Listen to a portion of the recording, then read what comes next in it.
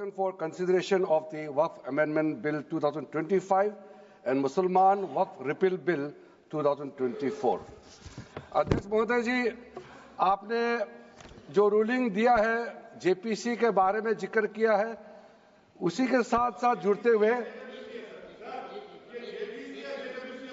एक मिनट किरण जी, एक मिनट श्री सौगत राय जी संशोधन संख्या 108 को प्रस्तुत करें।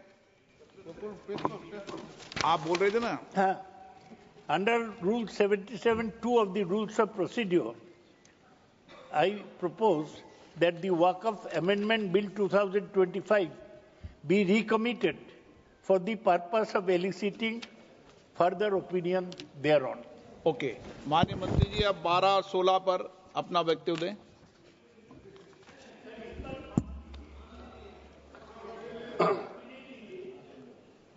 आपका जो जब मैं ओपनिंग करूंगा उसका भी जवाब आएगा और बाकी अमेंडमेंट तो आखिरी में आता ही है।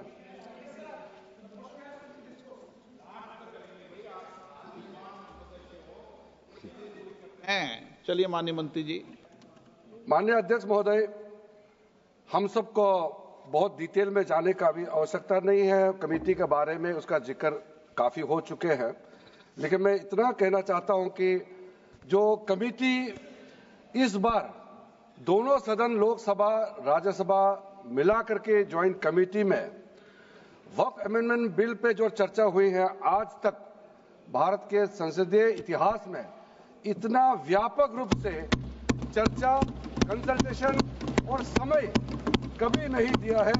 इसलिए मैं जो ज्वाइंट कमेटी में जितने मेंबर्स दोनों सदनों के लोकसभा और राज्यसभा में जो सदस्य उस कमेटी में थे, मेरे तरफ से सरकार की ओर से मैं धन्यवाद देता हूं, अभिनंदन करना चाहता हूं। अध्यक्ष महोदय जी, कुल मिलाकर के 97,27,772 याचिकाएं ऑनलाइन, फिजिकल, मेमोरेंडम के रूप में, रिक्वेस्ट के रूप में और सुझाव के रूप में पूरे तरह से सरकार ने देखा है। वो जेपीसी के माध्यम से हो या डायरेक्ट दिया हो, हमने सब उसको देखा है। इससे बड़ा कभी भी, इससे ज्यादा संख्या में किसी भी बिल के ऊपर में लोगों का याचिकाएं नहीं आया आज तक। कुल मिलाकर के 284 डेलीगेशन ने अलग अलग समुदाय के जो स्टेक होल्डर्स है, उन्होंने कमेटी के सामने में अपने बात को रखा है, सुझाव भी दिया है। 25 स्टेट गवर्नमेंट और यूनियन टेरिटरीज का वक्फ बोर्ड्स ने अपना सबमिशन भी पेश किया गया है। इसके अतिरिक्त कई लीगल लुमिनरीज, विद्वान लोग हैं हमारे समाज में, कम्युनिटी लीडर्स हैं, अलग अलग धार्मिक संस्थाओं का प्रतिनिधि, charitable organisation, civil society, academicians, researchers, policy makers, सब ने इस कमेटी के सामने में पेशकश किया है। उसके साथ साथ मैं कहना चाहता हूं सर, आज जब मैं जो बात रखूंगा आपके सामने में, पिछली बार जब हमने ये प्रस्तुत किए थे बिल को इस सदन में, तब भी मैंने कई बातें बताई थी। आज मैं उसको नहीं दोहराते हुए कुछ बातें मैं जोड़ूंगा और मुझे अपना बात रखने के बाद सिर्फ उम्मीद ही नहीं, पूरा यकीन है कि जो लोग इस बिल को विरोध कर रहे थे, वो हृदय में भी बदलाव होगा। पॉजिटिव सोच के साथ इस बिल में सब समर्थन करेंगे, ये मैं विश्वास के साथ आगे अपना बात रखना चाहता हूं। क्योंकि मैं पॉजिटिव नोट से बात रखना चाहता हूं, तो इसलिए एक मेरे जो मन की बात है मैं कहना चाहता हूं, तो इससे अच्छा संदेश जाए। किसी की बात कोई, अध्यक्ष महोदय, किसी की बात कोई बदगुमान ना समझे, इस जमीन का दर्द कभी आसमान ना समझेगा। ये मैं दिल से कह रहा हूं, क्योंकि अच्छा सोच के साथ, बड़ा दिल के साथ, खुले मन से मैं ये प्रस्ताव आपके सामने में पेश कर रहा हूं। सर, कई लोगों ने अपने अपने तरीके से बातें रखी हैं। किसी ने कहा ये प्रावधान अनकॉन्स्टिट्यूशनल है, गैर संवैधानिक है। किसी ने कहा ये इलीगल है, अनलॉफुल है। सर, ये बिल जो हम लोग जिक्र कर रहे हैं कोई नया विषय नहीं है। आजादी से पहले ये बिल जब पहली बार मुसलमान वक्फ वैलिडेटिंग एक्ट पास किया गया था 1913 में, तब से इसका इतिहास शुरू होता है। उससे पहले प्रिवी काउंसिल ने 1894 में इनवैलिडेट किया था वक्फ अल औलाद को। बाद में उसका प्रॉपर लीगल फॉर्म में 1913 के बाद फिर 1923 में द मुसलमान वक्फ एक्ट लाया गया था, जिसमें अकाउंटिंग और ट्रांसपेरेंसी के बारे में ये जोर उसको देते हुए ये एक्ट पास किया गया था। उसके बाद 1930 में द मुसलमान वक्फ वैलिडेटिंग एक्ट लाया गया है, जो रीइंफोर्स करता है legal validity of the family waqf. परिवार में जो वक्फ होता है उसको जोड़ देते हुए ये बिल लाया गया है। उसके बाद आजादी के बाद 1954 में 1954 में वक्फ एक्ट पहली बार आजाद भारत का एक्ट बनी और उस समय स्टेट वक्फ बोर्ड का भी प्रावधान उसी 1954 एक्ट में प्रावधान किया गया था। उस समय से लेकर के कई संशोधन के साथ में 1995 में व्यापक रूप से ये वक्फ एक्ट बनी है। तो उस समय किसी ने नहीं कहा कि ये एक्ट अनकॉन्स्टिट्यूशनल है, किसी ने नहीं कहा उस समय ये अनलॉफुल है। आज जब हम उसी बिल को सुधार के ला रहे हैं, तब आपको ये अनकॉन्स्टिट्यूशनल, अनलॉफुल का ये शब्द इस्तेमाल करने का आपको ये नौबत कैसे आया? ये सोच क्यों आया? अगर आप सच्चे दिल से सोचते और मन साफ होते तो आप तर्क पे जाते। इस संशोधन बिल में जो जो तर्क है आप उसमें बात कीजिए। आप उसको छोड़ के जो कोई लेना देना नहीं है बिल में, उसका बात आप लेकर के लोगों को गुमराह करने का, बरगलाने का काम जो किया है, उसको मैं शुरू में साफ करना चाहता हूं। अध्यक्ष महोदय जी, 1995 में ट्राइब्यूनल का पहला व्यवस्था किया गया है ताकि वक्फ बोर्ड का कोई भी निर्णय किसी को अगर पसंद नहीं है या उसको चैलेंज करना चाहता है तो वक्फ ट्राइब्यूनल वहां आप जा सकते हैं। उसका प्रावधान पहले बार हुए हैं और उस समय यह भी फैसला हुआ कि 5 लाख से ज्यादा आमदनी किसी वक्फ प्रॉपर्टी में है, उसके लिए सरकार एग्जीक्यूटिव ऑफिसर्स अपॉइंट किया जाएगा। ये भी 1995 में शुरुआत की है। अध्यक्ष महोदय जी, ये आज एक ट्रिगर पॉइंट क्यों हुआ है? ये अमेंडमेंट बिल लाने का आवश्यकता सबसे ज्यादा शुरुआत कहां से हुई? मैं संक्षेप में बताना चाहता हूं। 2013 में, 2014 में हम सब चुनाव में गए और चुनाव में जाने से पहले 2013 में कुछ कदम ऐसे उठाए गए हैं जो आप सुन करके, आप सदस्य के रूप में भी और इस देश का नागरिक होने के कारण आपके दिमाग में यह बात जरूर सवाल उठेगा कि ऐसा कदम क्यों उठाया गया है। सर, 2013 में पहला यह बदलाव हुआ कि इस देश में कोई भी आदमी, कोई भी इंसान, चाहे वो हिंदू हो, मुसलमान हो, सिख हो, ईसाई हो, पारसी हो, बौद्ध हो, जैन हो, वक्फ क्रिएट कर सकता है। सबको मालूम है वक्फ एक मुसलमान का अल्लाह के प्रति अपना एक उसका एक पायस, चैरिटेबल, रिलीजियस पर्पस के लिए वक्फ क्रिएट किया जाता है, लेकिन उसमें डाइल्यूशन करके 2013 में कोई भी वक्फ क्रिएट कर सकता है। यह प्रावधान सबसे पहले उस समय की यूपीए सरकार ने किया है। दूसरा, आपने सारा वक्फ को स्पेसिफिक कर दिया कि शिया बोर्ड में शिया ही रहेंगे, सुन्नी बोर्ड में सिर्फ सुन्नी ही रहेंगे और कोई भी बोर्ड हो सिर्फ उनके लोग ही रहेंगे, बाकी कोई उसमें आ नहीं सकता है। ऐसा आपने प्रावधान किया। तीसरा, 2008, सर आप शांति से सुनने के बाद आप जो भी जवाब, आप जो भी पूछेंगे हमारा रिप्लाई तो आएंगे ही सर। डिबेट का आखिरी में है, मेरा फिर से रिप्लाई होगा। तो अभी मैं जब शुरुआत में कुछ दृष्टिकोण रख रहा हूं, इसमें कोई हस्तक्षेप ना करे, ध्यान से सुनिए ताकि हमारा डिबेट का स्तर भी ऊंचा रहे और तर्क भी सामने में आ जाए। सर, एक प्रावधान आया सेक्शन 108। उस सेक्शन 108 में ये लिखा गया है कि वक्फ बोर्ड का जो प्रावधान है इस देश में कोई भी मौजूदा कानून के ऊपर में रहेगा, ओवरराइडिंग इफेक्ट रहेगा, ऐसा आपने कानून बनाया है। इस देश में ऐसा कानून कैसे मंजूर कर सकते हैं अध्यक्ष महोदय जी? हर कानून अपना अपना हिसाब से चलता है, लेकिन एक कानून दूसरे कानून के ऊपर में ओवरराइडिंग इफेक्ट होगा, ये कोई भी मान्यता नहीं दे सकता है।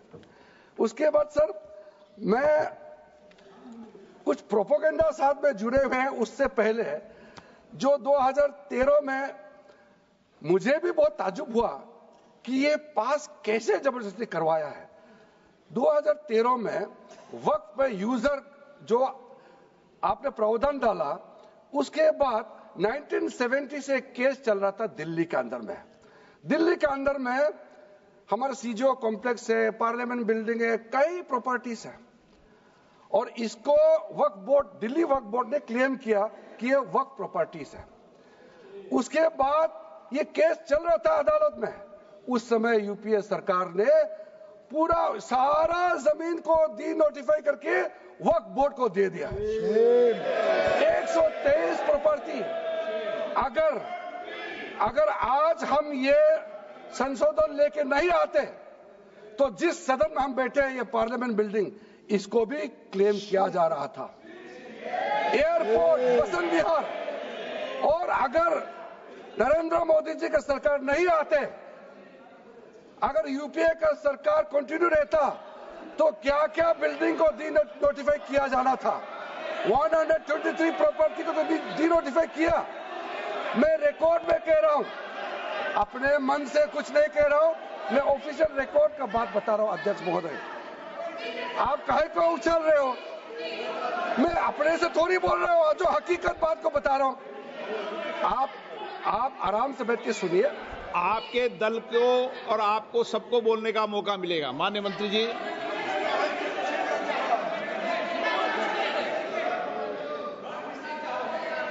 सर, मैं फिर से कह रहा हूं, मैं एक शब्द अपने ओर से नहीं कह रहा हूं, जो घटना है, जो हकीकत है, यही कह रहा हूं। इनको इसमें इतना उछालने का, उत्तेजित होने का कोई मतलब ही नहीं है सर। अध्यक्ष महोदय,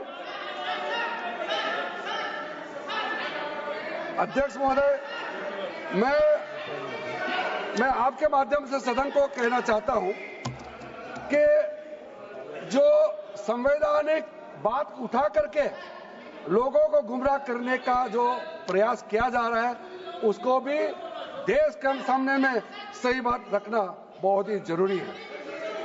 एक बात बार बार इन लोगों ने कहा गया है कि ये जो वक्फ अमेंडमेंट बिल है, ये आर्टिकल 25, आर्टिकल 26, आर्टिकल 30 का उल्लंघन करता है करके इन्होंने इल्जाम लगाया। पढ़ चुका हूं, आप पढ़ लो। कभी भी डिबेट के बीच में पॉइंट ऑफ ऑर्डर नहीं होता है, व्यवस्था दे दी है, पठवाना कभी। माननीय मंत्री जी बोलिए। अध्यक्ष महोदय, दूसरा विषय इन्होंने समानता का बात उठाया। आर्टिकल 14 का इक्वालिटी को लेकर के उन्होंने सवाल उठाया, उसका भी मैं जवाब देना चाहता हूं। अध्यक्ष महोदय, ये कोई तरीका नहीं है। माननीय अध्यक्ष की व्यवस्था अंतिम व्यवस्था होती है। बोलिए मंत्री जी, आप बोलते जाओ। अध्यक्ष महोदय, क्योंकि मेरा कान खुला हुआ है तो ये डिस्टर्ब हो रहा है मुझे। मैं अभी ये पैन की बात करता हूं। अध्यक्ष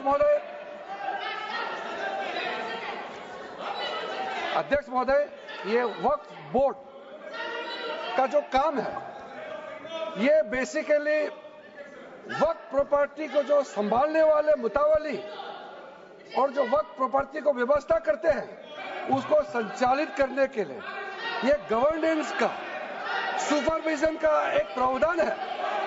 किसी भी तरीके से वक्फ बोर्ड वक्फ प्रॉपर्टी को मैनेज नहीं करता है।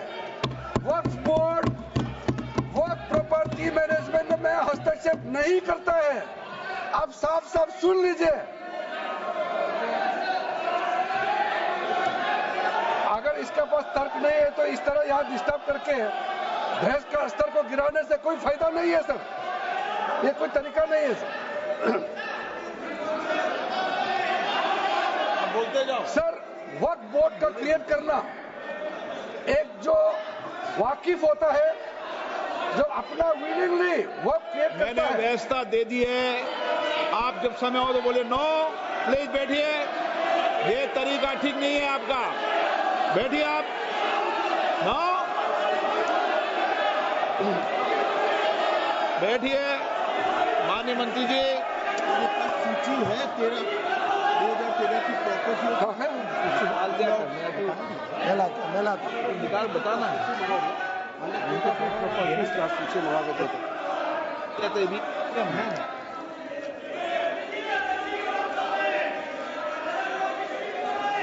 अध्यक्ष महोदय, सबको बोलने का मौका मिलने वाले हैं, तो कम से कम बात को शांति से सुनने के बाद आप अपना बात रखिए। ये कोई तरीका नहीं होता है सर।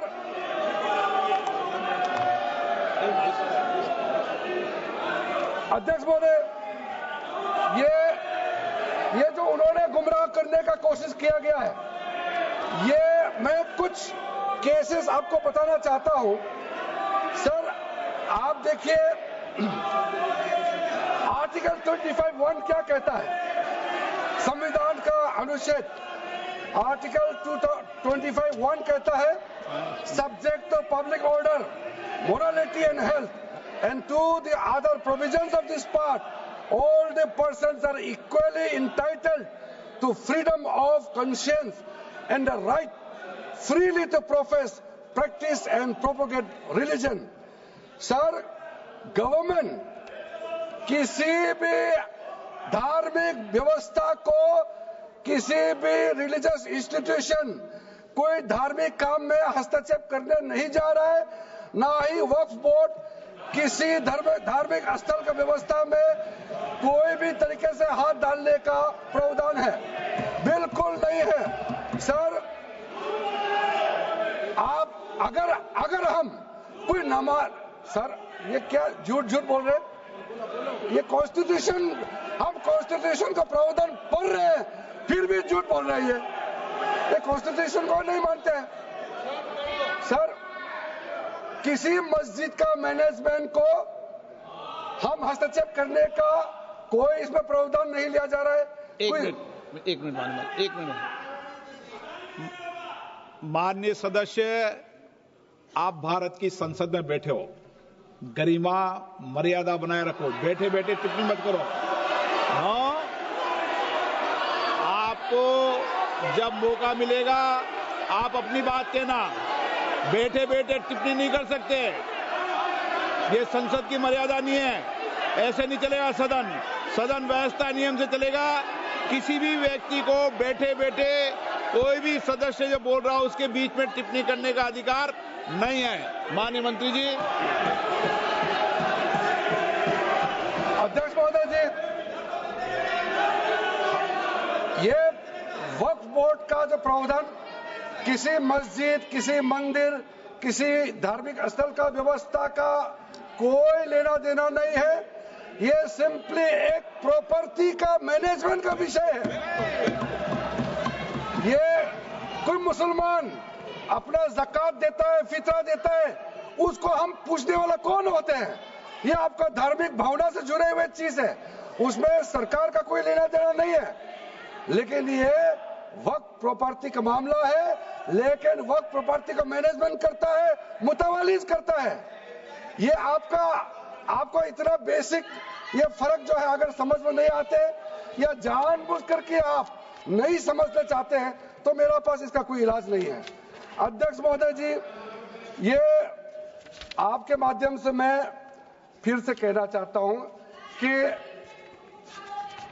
ये सर क्या ये ऐसा बहस नहीं होता है जी। आप लोग का तर्क रखने का समय में बोलिए, ये बीच में कमेंट पास करने से सर हमारा पॉइंट का फ्लो भी बिगड़ता है और आवाज भी ठीक नहीं हो, आवाज भी ठीक से नहीं जाएगा। आप क्या चीज को जवाब देंगे? सर इसमें मैं कई ऐसे केसेस है जिसको मैं रेफर कर सकता हूं, लेकिन सदन में 3 केसेस का मैं रेफर करूंगा तो दूध का दूध पानी का पानी हो जाएगा कि ये धार्मिक व्यवस्था से कोई लेना देना नहीं है। आपको मैं पहला एग्जांपल देना चाहता हूं, सैयद फजल पकुया Thangal versus union of India. इसमें क्या केरला हाईकोर्ट का फैसला है। केरला हाईकोर्ट ने कहा the Waqf board is a statutory body, pure and simple, it is not a representative body of the Muslim community. ये हाईकोर्ट का ऑर्डर है। उसके बाद इलाहाबाद हाईकोर्ट का ऑर्डर भी सुन लीजिए, Hafiz Mohammad Zafar Ahmad versus UP central Sunni board of Waqf का जजमेंट सुन लीजिए। A mutawalli's right is purely a right of management of the property and is not a proprietary right. The duties of a mutawalli are purely of a secular character. His duties are not of a religious character. इतना clear cut ruling है। तीसरा, तिलकायत श्री गोविंद लाल जी महाराज versus state of Rajasthan. इसमें high court ने क्या कहा, supreme court ने क्या कहा, right to manage the properties of the temple. अब देखिए मंदिर का भी इसमें एग्जांपल लिया गया है। Right to manage the properties of the temple is purely a secular matter and can not be regarded as a religious practice. Properties of temple, temple नहीं, टेम्पल का जो प्रॉपर्टी है। उसी प्रकार से आप बार बार कहना कि मुसलमानों का अधिकार में गैर मुसलमान कैसे आ रहा है, ये तर्क ही नहीं बनता है। आप ये आज से ये बात बोलने के लिए बंद कीजिए। सर 2013 में जो काम किए गए हैं उसमें मैं एक चीज जिक्र करना चाहता हूं। इलेक्शन आने वाला था, बहुत ही कम दिन बच गए थे, इलेक्शन कोड ऑफ कॉन्डक्ट लगने ही वाला था। हम सबको मालूम है अप्रैल और मई में चुनाव हुआ था। 5 मार्च 2014 को उस समय का यूपीए सरकार ने 123 प्राइम प्रॉपर्टीज को जो housing and urban development ministry के तहत आता है उसको आपने दिल्ली वक्फ बोर्ड को ट्रांसफर कर दिया। क्या जरूरत था? कुछ दिन बाकी था चुनाव होने के लिए, आप इंतजार तो करते। आपने सोचा ये करके वोट मिलेंगे, लेकिन आप तो चुनाव तो हार गए, तो फायदा क्या हुआ? ऐसा काम करने से वोट नहीं मिलता है। इसलिए लोग इंटेलिजेंट है, हमारे देश के लोग समझदार है, इसलिए वोट बैंक का राजनीति के बिना हम अच्छे सोच के साथ में आज इस सदन में फिर से आए हैं। कुछ एनोमलीज है इस बिल में, तो इसको बदलना जरूरी था। मैंने एक पहले भी इसका जिक्र किया था कि आपने कहा कोई भी हिंदुस्तानी, कोई भी भारतीय वक्फ क्रिएट कर सकता है। वो 95 में ऐसा नहीं था, आपने 13 में बदलाव किया, उसको हमने फिर से 1995 का प्रावधान को फिर से रिवाइव करते हुए ये हमने जोड़ा है कि वक्फ वही क्रिएट कर सकता है जो मिनिमम 5 साल इस्लाम को प्रैक्टिस करता है। बहुत साफ शब्दों में प्रावधान रखा है। सर, जो वक्फ बोर्ड बने हैं हम उसको बहुत ही सेकुलर, इंक्लूसिव बनाना चाहते हैं। आपका पुराना प्रावधान को हटा करके अब हमने कहा है कि वक्फ बोर्ड में शिया भी रहेंगे, सुन्नी भी रहेंगे, बोहरास भी रहेंगे, आगा खानिस भी रहेंगे, मुसलमानों में जो बैकवर्ड है, पिछड़े लोग हैं वो भी रहेंगे, और साथ में महिला भी रहेंगे और एक्सपर्ट नॉन मुस्लिम भी रहने का प्रावधान रखा गया है। सब स्वागत करना चाहिए, इसको किसी को आपत्ति होने का कोई जरूरत नहीं है। उसके बाद सर मैं थोड़ा सा इसको विस्तार करके बताना चाहता हूं। मेरा ही खुद का एग्जांपल मैं देता हूं। मान लो मैं मुस्लिम नहीं हूं, लेकिन मैं माइनॉरिटी अफेयर्स मिनिस्टर हूं, तो मैं सेंट्रल वक्फ काउंसिल का चेयरमैन होता है। तो मेरे होने के बावजूद उसके बाद टोटल 4 नॉन मुस्लिम हो सकता है वक्फ काउंसिल में मेंबर, और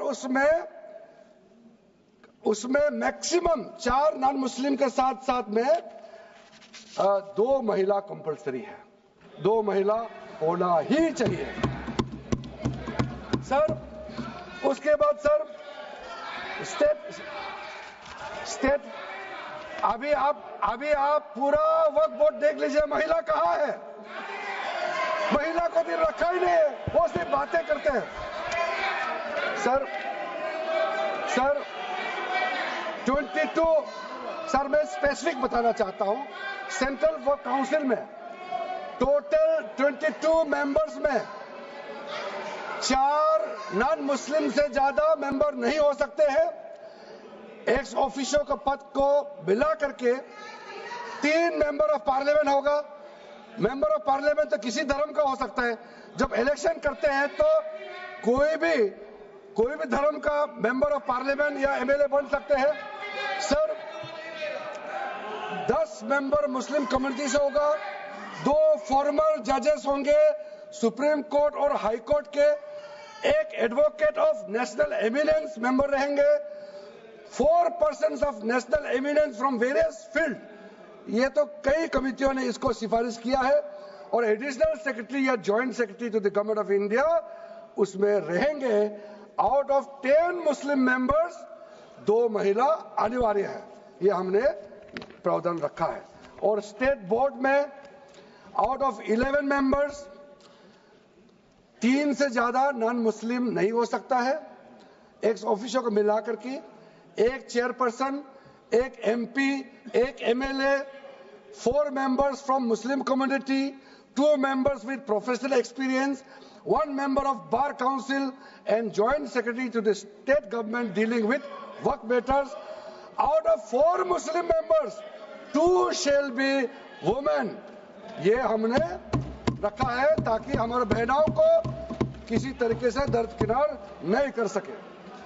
वक्फ एक्ट सर हमने जो नया प्रावधान रखा है उसमें जितना भी जो आर्बिट्रेरी प्रोविजन जो जरूरी नहीं था उसको हमने सामान्य रूप से देश में और जितना कानून है उसको मिलाते हुए मुख्य रूप से ट्रांसपेरेंसी इन वर्क मैनेजमेंट, सर्वे को अपडेट करने के लिए जो पहले इनसफिशिएंट प्रोविजन था इसमें वक्फ लैंड रिकॉर्ड्स वगैरह में महिलाओं का इनहेरिटेंस राइट्स, बच्चों का राइट, और साथ साथ में कई हजारों केसेस पेंडिंग है ट्राइब्यूनल और कोर्ट्स में, उसको सेटल करने के लिए जो आज लगभग 10,000 से भी ज्यादा केसेस जो पेंडिंग था और कुछ सालों के अंदर में 13 से 30,000 केसेस पेंडिंग हो चुके हैं, उसको सरलता से सुलह करने के लिए हमने रास्ता खोजा है। एक चीज बार बार आप लोग कहते हैं, हमारे पक्ष के लोग हो या उस साइड के पक्ष के लोग हो या जो सदन से बाहर है, वो एक वक्तव्य देते रहते हैं, मैं उसको सुधारना चाहता हूं। ये कहते हैं कि हमारा देश में लैंड बैंक जो है वक्फ बोर्ड के पास 3rd लार्जेस्ट है। पहला रेलवे, इंडियन रेलवे, फिर इंडियन आर्मी मतलब इंडियन डिफेंस का, और फिर कहता है वक्फ बोर्ड के पास जमीन है। मैं उसको सुधारना चाहता हूं। सर आप भी तो ट्रेन में चलते हैं, हम लोग भी ट्रेन में चलते हैं, हजारों किलोमीटर ट्रेन का पटरी लगा हुआ है, स्टेशन बना हुआ है। वो ट्रेन का पटरी लगा हुआ है, वो रेलवे का प्रॉपर्टी थोड़ी है, ये तो देश का प्रॉपर्टी है, हम लोग सब चलते हैं उसमें। इसको आप कैसे लगा सकते हैं कि रेलवे के पास इतना है, वक्फ बोर्ड के पास इतना है? वो देश का प्रॉपर्टी है। हमारा डिफेंस के पास कहता है कि 2nd लार्जेस्ट है। डिफेंस के पास जो भी लैंड है, जहां ट्रेनिंग करता है, जहां वो रहता है, या बॉर्डर एरिया में जितना डिफेंस लैंड है वो देश का रक्षा के लिए है। उसको आप कैसे वक्फ प्रॉपर्टी के साथ आप तुलना कर सकते हैं? वक्फ प्रॉपर्टी प्राइवेट प्रॉपर्टी होता है सर। तो इसलिए दुनिया में सबसे ज्यादा वक्फ प्रॉपर्टी हिंदुस्तान में है। सिर्फ हमारा देश में ही नहीं, दुनिया का सबसे बड़ा और सबसे ज्यादा वक्फ प्रॉपर्टी हिंदुस्तान में है। तो फिर ये क्यों है 60 साल तक आप सरकार में रहे हैं, हमारे देश में मुसलमान इतना गरीब क्यों है?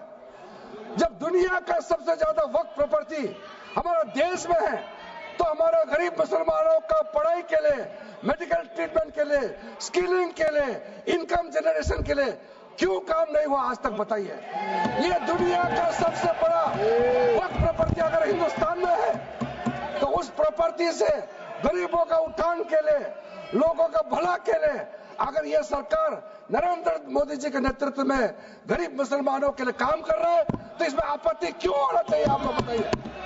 इसलिए सर, इसको धर्म जाति से बाहर उतर करके सबको सीधा सीधा अपना दिल से पूछ करके आप सोच के देखिए कि आप जो लोग आज इस बिल को विरोध कर रहा है, आज 1 साल 2 साल नहीं, सदियों तक हमारा देश उसको याद रखेगा कौन इस बिल को समर्थन कर रहा है, कौन इस बिल को विरोध कर रहा है। आज चंद वोट के लिए, सत्ता के लिए हमारे मुसलमानों को आपने 70 साल से ज्यादा वोट बैंक बना करके गुमराह किया है। कितना और गुमराह करना चाहते हैं? अब हमारा देश में वोट बैंक का राजनीति नहीं चलेगा। इसलिए मैं कहना चाहता हूं, जब हमारा देश में इतना वक्त प्रॉपर्टी है, तो इसको हम बेकार में पड़ा रहने नहीं दिया जा सकता है। गरीब मुसलमानों के लिए, आम मुसलमानों के लिए इस्तेमाल करना ही पड़ेगा। उसके लिए आज के ये वक्फ संशोधन बिल जरूरत है। अध्यक्ष महोदय जी, हमारे अपने वामसी पोर्टल में, हमारे मंत्रालय के वामसी पोर्टल में हमने रिकॉर्ड देखा है। सचर कमेटी जो आपने बनाया है 2006 में, उन्होंने भी ये बारे में काफी डिटेल में जिक्र किया हुआ है। सर 2006 में 4.9 लाख वक्फ प्रॉपर्टी था और उसका इनकम कितना था? मैं बता दूं आंकड़ा सर, आप कहेंगे 4.9 लाख वक्फ प्रॉपर्टी में टोटल इनकम था 163 करोड़। कौन खाते थे? 163 करोड़। और आपने 2013 में बदलाव करने के बाद आज इनकम कितना बढ़ा है वो भी मैं बता देता हूं। जरूर। हो गया 166 करोड़। 3 करोड़ बढ़ा है। कैसे मंजूर कर सकता है हम लोग इस महान सदन में बैठ करके? अगर इतना 10 सालों के बाद भी दुनिया का सबसे ज्यादा प्रॉपर्टी का टोटल इनकम जनरेशन 3 करोड़ बढ़ता है, तो ये हम कभी मंजूर नहीं कर सकता अध्यक्ष महोदय। इसलिए उस समय कहा गया था, मैं अभी का नहीं बता रहा हूं, सचर कमेटी समय में भी कहा गया है कि अगर थोड़ा सा एफिशिएंटली मैनेज करता तो 12,000 करोड़ पर ईयर तो उसी समय जनरेट हो जाना चाहिए नॉर्मल मार्केट रेट से। और 12,000 करोड़ अगर वो प्रॉपर्टी से रेवेन्यू जनरेशन करता है, कितना लाखों करोड़ों मुसलमानों को फायदा होगा, आप सोच के देखिए। इसलिए सर आप लोग भी, मैं अनुरोध करता हूं कि आप लोग भी वक्त के बारे में जानना है तो हमारा वामसी पोर्टल को क्लिक करके आप लोग देखिए। सर आज वो 4.9 लाख से बढ़ करके टोटल वक्फ प्रॉपर्टी बन गया है 8.72 लाख। हमारा देश में वक्फ प्रॉपर्टी बन गया है। और आप कल्पना कीजिए 8.72 लाख प्रॉपर्टी वक्फ का है, उसको अगर हम सही तरीके से मैनेजमेंट करता तो हमारा मुसलमानों का ही नहीं है, देश का तकदीर बदल जाएगा। इतना प्रॉपर्टी हमारे पास। अब समझिए चीज को। सर मैंने अभी कई राज्यों का दौरा किया अध्यक्ष महोदय, मैंने कई राज्यों का दौरा किया। मैं एक एग्जांपल आपको जरूर देना चाहूंगा। मैं बहुत इंप्रेस हो गया जब मैं पिछली बार जम्मू कश्मीर गए। जम्मू कश्मीर में हमारा नई वहां वक्फ बोर्ड का चेयरपर्सन बनी और मैंने पूछा कि आप जब वक्फ बोर्ड का चेयरमैन बनी तो उसमें क्या हालत थी और आज क्या हालत है। उन्होंने बोला कि सर जब उन्होंने पदभार संभाली तो उसमें कोई इनकम का, कोई व्यवस्था का, रिकॉर्ड का ठीक ठाक कुछ भी नहीं था। और उन्होंने आने के बाद 40 करोड़ रेवेन्यू इनकम उन्होंने जनरेट करना शुरू किया, मुझे बताया। और उसके वजह से वह काफी अच्छा काम कर रहा है। मैं हजरत बल श्राइन भी गए और वहां भी मरम्मत चल रहे हैं। इतना पुराना श्राइन है, दुनिया के लोग आते हैं, बहुत खूबसूरत से उसका सारा आसपास का ब्यूटिफिकेशन का काम भी चल रहा है। अगर अच्छा काम करेगा, रेवेन्यू बढ़ेगा तो सबका फायदा होगा सर। इसलिए सर आप लोग आज बिल को समर्थन करने के बाद मेरे ऑफिस में आइए, 1 साल के अंदर में इसका ट्रांसफॉर्मेशनल इंपैक्ट क्या होता है मैं ही आप लोगों को बता दूंगा। सर वक्फ अमेंडमेंट जो बिल लाए हैं उसमें जेपीसी का कई रिकमेंडेशन है जिसको हमने समर्थन किया है और एक्सेप्ट किया हमने या इस बिल में लाया।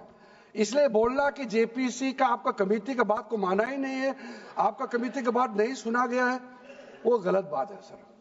अध्यक्ष महोदय जी, पार्लियामेंट्री कमेटी जब बनता है तो उसका एक अपना सैंक्टिटी होता है और उस कमेटी में खुले बहस हुए हैं। उसमें मैं अंदर जाना नहीं चाहता हूं क्या हुआ है, लेकिन उनके बीच में कई ऐसे मुद्दे हैं जो हम लोग सरकार समझते हैं कि बहुत अच्छा सुझाव आया है, हमने उसको माना है। और कुछ छोटा अमेंडमेंट है जो बहुत जरूरी चीज है, वो अमेंडमेंट भी हम लेकर के आए हैं। इसके बाद जो पूरा ये सारा व्यवस्था देखने के बाद सबके मन में उम्मीद जागेगा। उम्मीद इसलिए जागेगा कि एक नए सवेरा आने वाला है, इसलिए नए एक्ट का नाम भी उम्मीद हो गया है। तो उम्मीद क्यों हुआ है सर, मैं आपको बताना चाहता हूं। ये जो unified Waqf management, empowerment, efficiency and development, full form उम्मीद है, इसका रखने का पीछे कारण है सर। ये उम्मीद क्यों है? अब ये यूनिफाइड वक्फ मैनेजमेंट पूरा रजिस्ट्रेशन से लेकर के म्यूटेशन, इंक्रोचमेंट का विषय, सर्वे, कलेक्टर का रोल, सारा विषय को मिला करके मैनेजमेंट का पूरा सिस्टम को ही बदलने के लिए हमने काम शुरू किया है। उसके बाद एम्पावरमेंट, कैसा एम्पावरमेंट होने वाला है? मैंने पहले भी जिक्र किया, मुसलमानों में भी जो शियास हैं, सुन्नीस हैं, बोरास, आगाकानीस, पसमानदा मुस्लिम्स हैं जिसको बैकवर्ड माना जाता है, और विशेष करके महिलाएं और बच्चों के लिए जो हमने प्रावधान रखा है, तो ये मुसलमान का कम्युनिटी के अंदर में इतना जोरदार स्वागत हो रहा है। अध्यक्ष महोदय, यहां में कुछ मेंबर विरोध जरूर कर रहे हैं, लेकिन मैं कुछ मेंबर को मेरे घर में मैं न्योता देना चाहता हूं, और जो मुस्लिम डेलीगेशन मेरे घर में आ रहे हैं, स्वागत कर रहे हैं इस बिल को, उसका भी नजारा आप लोग देख लीजिए। आपका सोच बदल जाएगा। आपको नहीं मालूम मुसलमानों में कितना भयंकर समर्थन कर रहा है इस बिल को लेकर के, आप लोग को मालूम ही नहीं है। करंट अंदर में गरीब मुसलमानों का तो संदेश बार बार आ रहा है कि जल्दी पास कीजिए इस बिल को। इसलिए आप लोग संदेह में मत रहिए। एफिशिएंसी को हमने बढ़ाने का काम किया है। टेक्नोलॉजी का उपयोग करते हुए सेंट्रलाइज्ड डेटाबेस होगा, डिजिटल पोर्टल होगा, कोई छुप के अंधेरे रातों में वर्क क्रिएट नहीं कर सकता है। इसका पूरा रजिस्ट्रेशन का प्रावधान है, ट्रैकिंग होगा, निगरानी रखा जाएगा, कंप्लायंस का प्रावधान है, और जो मैनुअल हाथों से जो गलत होगा उसका भी करेक्शन करने का प्रावधान है। ब्यूरोक्रेटिक डिले होता है उसका भी समाधान हमने पूरा बिल में तरीका बना के रखा हुआ है। और आखिर में इसका ऑडिट प्रॉपर होना चाहिए, तो ऑडिट का भी प्रावधान हम लोग राज्य सरकार को ऊपर में छोड़ा है, क्योंकि आखिर तो सारा प्रॉपर्टी का अथॉरिटी राज्य सरकार का है। बोर्ड का अपॉइंटमेंट भी राज्य सरकार को करना है, केंद्र सरकार का कोई रोल नहीं है। लैंड स्टेट सब्जेक्ट है, सारा राज्य सरकार को ही करना है। इसलिए राज्य सरकारों को हम फुल अथॉरिटी देने के साथ साथ हमारा जो मंत्रालय है वो ऑनलाइन हमेशा जुड़ा रहेंगे कि जो वर्क प्रॉपर्टी क्रिएट किया गया है उसका स्टेटस है वामसी पोर्टल से मिला करके हम लगातार टच में रहेंगे। इसलिए कोई इसमें ये नहीं सोचना है कि सेंट्रल गवर्नमेंट कोई एक्स्ट्रा पावर हड़पने जा रहा है क्या, बिल्कुल सोचने का नहीं है। ये टोटली स्टेट गवर्नमेंट का अधीन है और राज्य सरकारें ही इसका निगरानी में आगे काम करना है। उसके बाद सर जो पर्पस के लिए वक्फ क्रिएट किया जाता है, बेसिकली 3 पर्पस होता है, रिलीजियस, चैरिटेबल एंड पायस। उसका हो रहा है कि नहीं हो रहा है, और इनकम जनरेशन खास करके जो वेलफेयर काम है उसका हो रहा है कि नहीं हो रहा है, इसका भी इफेक्टिव गवर्नेंस का प्रावधान हमने रखा हुआ है। और साथ साथ सर मैं आपको इस उम्मीद के साथ साथ ये कहना चाहता हूं कि जो रिफॉर्म्स हमने जो लाए हैं और साथ साथ में जो प्रावधान कुछ बदलाव हमने आपको बहुत शॉर्ट में बताया, क्योंकि डिटेल में तो मैं रिप्लाई तो करूंगा ही, इसमें अगर आपको लगता है कि हमको अगर इनकम जनरेशन करने के लिए वक्त प्रॉपर्टी को बेहतर इस्तेमाल करने के लिए क्या करना चाहिए, जब हम इसका सबऑर्डिनेट लेजिस्लेशन के माध्यम से रूल्स बनाएंगे, आपका सुझाव हम खुले दिल से स्वागत करेंगे। क्योंकि आखिर तो प्रॉपर्टी देश का है, किसी का भी हो, उसको अगर अच्छा से चलाना है तो आप सुझाव देंगे तो हम तो पूरा वेलकम करेंगे उसमें। इसलिए आज मैं मेंबरों के साथ साथ जो कई दरगाह है, कई मस्जिद के इमाम है, कई लोग जो मुझे मिले, उन्होंने भी बहुत अच्छा सुझाव दिया है। उसको डिटेल में मैं यहाँ कहना नहीं चाहता हूँ, लेकिन हम रिकॉर्ड में रखा है, कई अच्छे अच्छे सुझाव हमारे पास आए हैं, वो भी हमने नोट करके रखा है। एक इंपॉर्टेंट पॉइंट को मैं अब आपके सामने भी रखना चाहता हूं। ये जो हमने एक डेफिनेशन में जो बदलाव लाया है, इस डेफिनेशन में बदलाव का सबसे बड़ा मतलब ये है कि मुसलमानों में भी जो वक्फ के अंदर में अपना प्रॉपर्टी, वक्फ प्रॉपर्टी इस वक्फ बोर्ड के प्रावधान से गवर्न करना चाहते हैं, मोस्ट वेलकम है। अगर वो ट्रस्ट के माध्यम से अपना प्रॉपर्टी का अलग तरीके से वक्फ करना, वो चलाना चाहता है, मैनेज करना चाहता है, उसके लिए भी छूट दिया गया है। तो इसमें जो आप लोग बार बार कहते हैं कि वक्फ बोर्ड में गैर मुसलमान कैसे आ रहा है, इसका मैं छोटा सा एग्जांपल देना चाहता हूं। अभी हम लोग किसी धर्म, किसी जाति का हिसाब से तो हम एमपी नहीं बने हैं, हम तो ऐसे सिटीजन होकर के एमपी बने हैं। तो अगर मेरा कॉन्स्टिट्यूंसी वाला हमको कहेंगे कि किरण रिजिजू मेरा यहाँ नहीं आ सकता है, हमारा धर्म और तुम्हारा धर्म अलग है, तो कैसे होगा? मैं तो एज ए एमपी, मेरे पास अथॉरिटी है, मैं जा सकता हूँ। उसी प्रकार से आपका ट्रस्ट है, ट्रस्ट को चलाता है चैरिटी कमिश्नर। तो ट्रस्ट वाला कैसे कहेंगे कि चैरिटी कमिश्नर मेरा जात का ही होना चाहिए? चैरिटी कमिश्नर तो गवर्नेंस को संभालने के लिए है, चलाता तो ट्रस्ट है। उसी प्रकार से आप कैसे कह सकते कि मेरा वक्फ प्रॉपर्टी को देखने के लिए वक्फ बोर्ड में गैर मुसलमान नहीं हो सकता है? आप कैसे कह सकते हैं?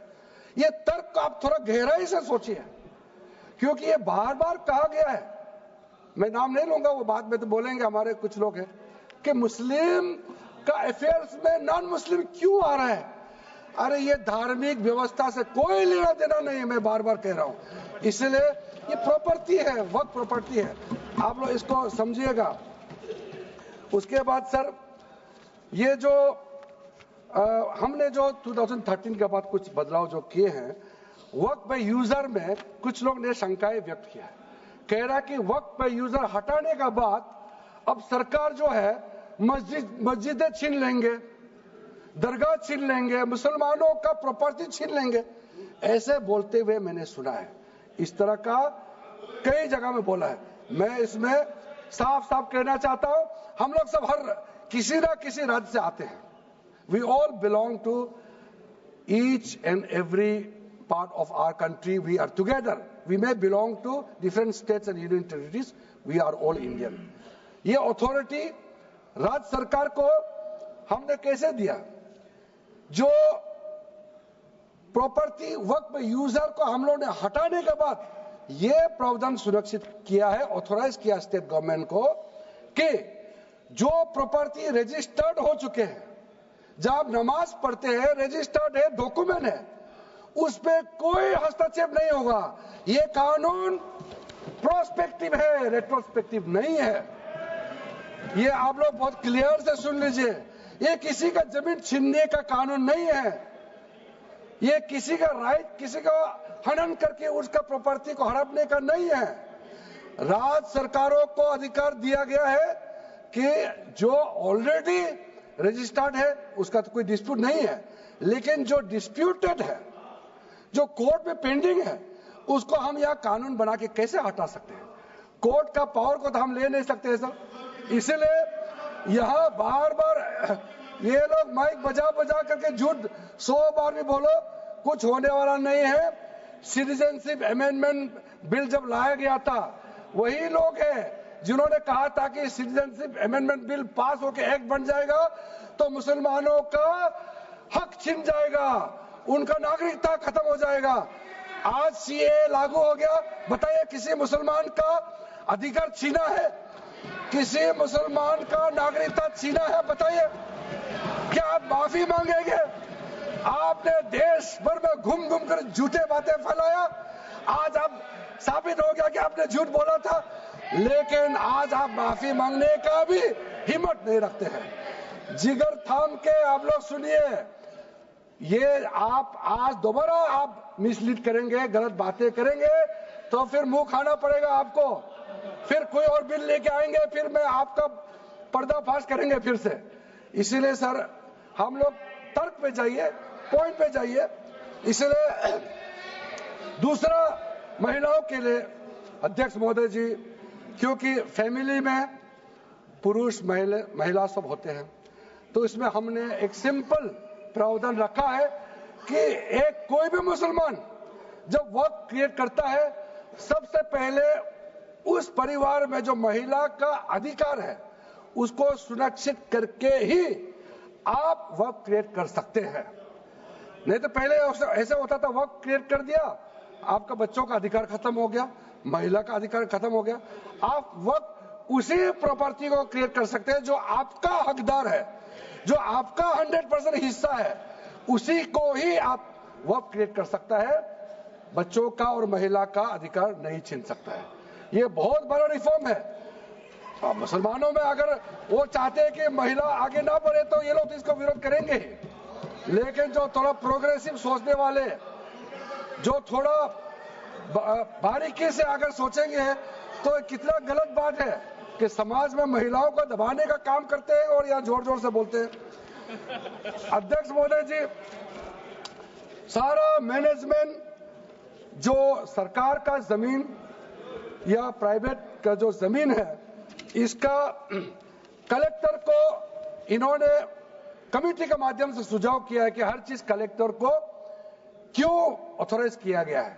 तो कमेटी के बात को माना है कि कलेक्टर से ऊपर कोई भी अधिकारी, कलेक्टर से ऊपर जो अधिकारी है वो देखेंगे सरकारी जमीन और कोई डिस्प्यूट है वक्फ बोर्ड के साथ या किसी मुतावली के साथ डिस्प्यूट है, उसका जांच कलेक्टर के ऊपर अधिकारी करेंगे। ये कमेटी ने सुझाव दिया था और उसी को मान करके आज इस सदन में पेश किया जा रहा है। एक महत्वपूर्ण सुझाव हम लेके आ रहे हैं, अमेंडमेंट लेके आ रहे हैं, इसमें मैं मानता हूं कोई विरोध नहीं करेगा। ये इसमें शुरू में छूट गया था, मैं सर खुले दिल से आपको कहना चाहता हूं, लेकिन बहुत सोच समझ के साथ ये प्रावधान अमेंडमेंट हम लेके आ रहे हैं कि जब आप वक्फ प्रॉपर्टी क्रिएट करेंगे तो ऐसा नहीं होना चाहिए कि आप ट्राइबल एरिया में जाकर के आदिवासी का जमीन को आप वक्फ क्रिएट कर दें, ये नहीं होना चाहिए। इसलिए हमारा देश के आदिवासियों का संरक्षण को ध्यान में रखते हुए शेड्यूल 5 और शेड्यूल 6 में आप वक्फ प्रॉपर्टी क्रिएट नहीं कर सकते हैं। ये एक महत्वपूर्ण अमेंडमेंट लेके आया है। डिटेल में अब आगे अध्यक्ष महोदय आपको मैं बताऊंगा। वक्फ ट्राइब्यूनल के बारे में सर मैं संक्षेप में, अभी फ्लोर खुलने वाले हैं, मैं आपके हाथ फ्लोर छोड़ने वाले हैं, तो मेरा जो वाइंड अप को आप ध्यान से सुन लीजिए। जो ट्राइब्यूनल है, ट्राइब्यूनल में 2 मेंबर का हमने प्रस्ताव रखा था, तो कमेटी ने कहा कि 2 मेंबर ठीक नहीं है, इसमें 3 मेंबर होना चाहिए। ये प्रस्ताव भी मंजूर किया गया है।